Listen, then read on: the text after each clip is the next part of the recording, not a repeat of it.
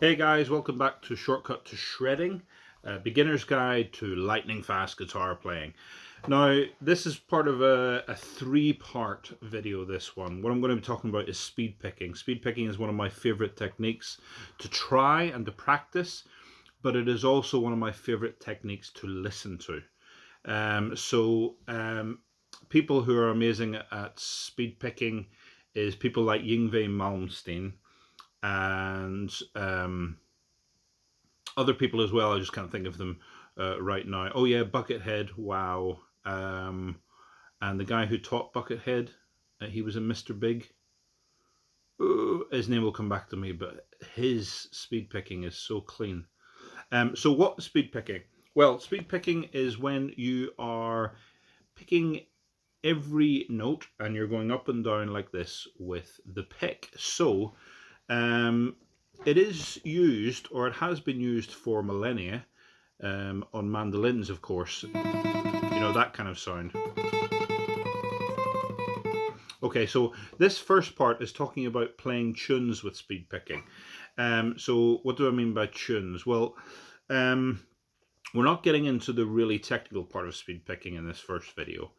It's something which Eddie Van Halen has used, Steve Vai uses, especially used by Gary Moore, where he may finish a solo by using speed picking and doing an ascending scale to finish on a high note. So he may do something like this, or, you know, you get the idea. So basically, it doesn't really matter how many times you pick the string when doing this particular technique if you're playing a tune. So another example of that might be Wild Frontier by Gary Moore, the 12-inch version. So the general tune of Wild Frontier goes...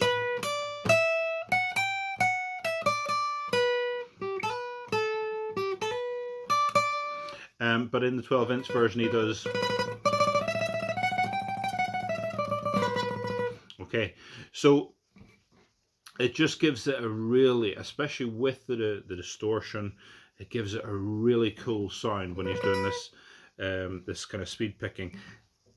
Doesn't matter how many times you're actually hitting the string, as long as you're hitting the string and it's not too dirty a sound, or it's not a clean sound. It needs to be kind of a balanced sound where both your upstrokes and your downstrokes are of kind of equal length. And that really helps if you just want to play a little tune. So I suppose you could call it a mandolin technique for playing. So that's the introduction to speed picking, is getting used to attacking the string in the right way.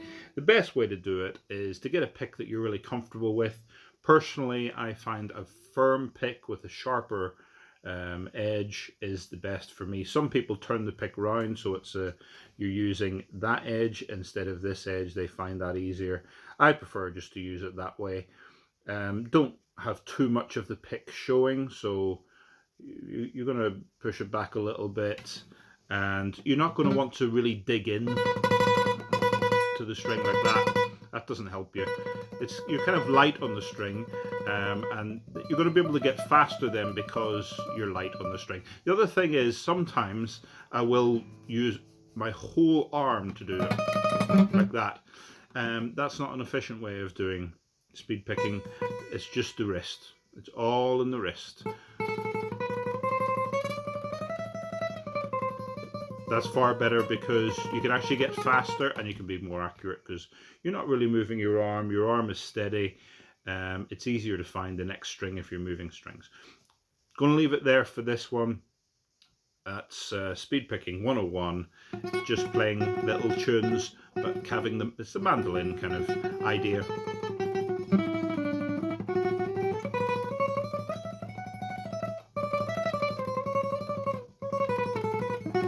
As you can see, sometimes if you miss a note, it doesn't sound so good, does it? And it's especially when you're moving strings, if you're moving onto the second string from the first string.